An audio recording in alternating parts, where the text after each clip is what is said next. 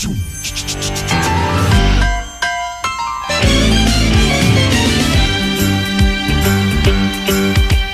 a rare condition this day and age to read any good news on the newspaper page. And love and tradition of the grand design, some people say, is even harder to find.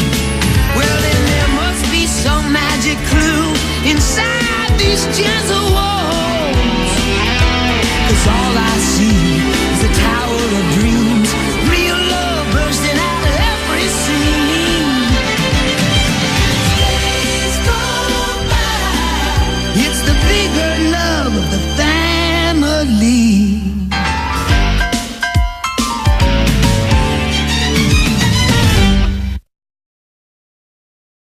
In this video, we'll be covering projectile motion and how both horizontal and vertical kinematic equations can impact a basketball player attempting to score a point. We'll be determining how to use each one in the example and how to solve for velocity in actually shooting the ball to score. Now on to the example problem. During a game of 21, George is 15 meters from the hoop. He releases the ball 1.5 meters above the floor. The hoop is 3.5 meters or 10 feet above the floor as well. The ball is launched at an angle of 55 degrees. Calculate the initial speed of the ball, which is V0. To find V0, you will need V0 X and V0 Y. V0 X will be right here on the graph, and V0 Y will be right here. V0 Y stands for V0 sine theta. V0 X stands for V0 cosine theta. Alright, so the first step we need to take for solving this problem is identifying what we're given. So we're given a horizontal distance, which is 15 meters, an initial vertical distance, which is 1.5 meters, a final vertical distance, which is 3.5, and then an angle, which is our theta of 55. And so in terms of projectile motions, the ones we use are both horizontal and vertical since we're given both. In regards to horizontal, we'll use this equation right here just to solve for time. And once we find time, we'll plug it into one of these four equations. And as you can see, I have this one circled. That's because in the problem, we aren't given a final velocity. And so we're going to use this equation to solve for our initial velocity. So I'm going to pause to explain to you how you would go about choosing the vertical equation. As you see by each equation, I have a variable that's in parentheses. Those variables aren't found in each one of the equations. So in your problem, you look for what variable isn't given to help you decide which equation to use. So for ours, we aren't given a final velocity. So in that case, we use the equation right next to it, in which I circled, to find our initial velocity. So from the horizontal, we solve for t.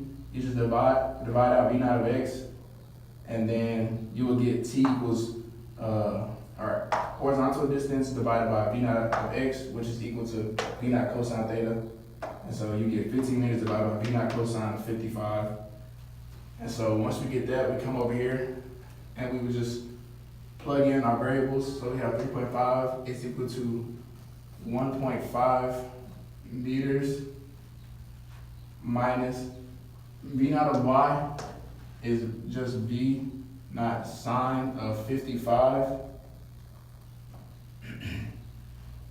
And then our time, which is 15 meters divided by V0 cosine of 55 minus 1/2 gravity constant. If you plug it into your calculator, you'll just get 4.9.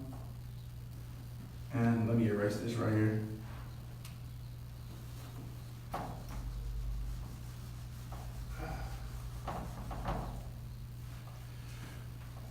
Times squared. So again, that'll be 15 meters over V0 cosine of 55. And so from here, what you want to do is see if anything cancels out. So right here, you divide in V0 sine of 55 by V0 cosine of 55. So these V0s cancel out. And so you're just left with 3.5 is equal to 1.5 minus sine of 55 times 15 over cosine of 55 minus 4.9, 15 over b naught cosine of 55 squared. So from here, subtract the 1.5, you get 2.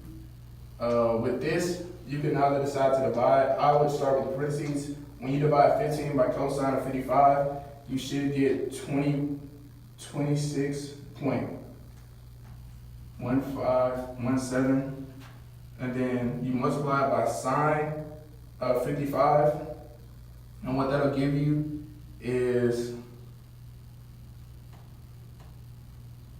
21.4222. I'm not using significant digits until the end when I get my final answer. So if you're wondering why, that's why. So we have this answer right here, and we subtract it from over here. We don't know what b naught is, but we can solve what we do know. So 15 divided by cosine of 55, as we did over here, is just equal to 26.1517. And then we can square that, then multiply by 4.9. And what you'll get is 3351.17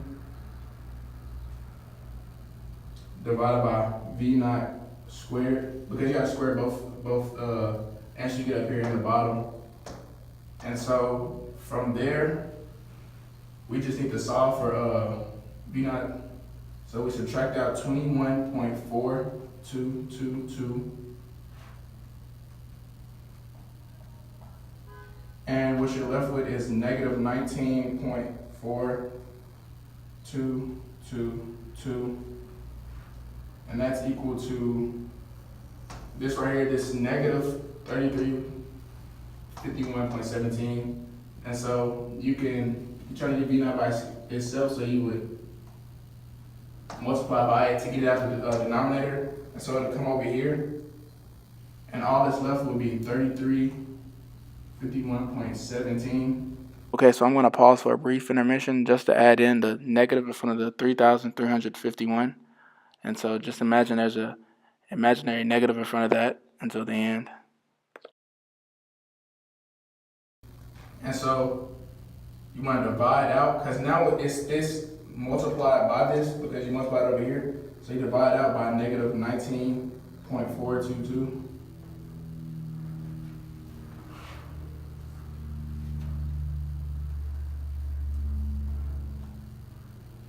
And what you'll be left with once you divide these out is v naught squared is equal to 172.543. I apologize for that mess up.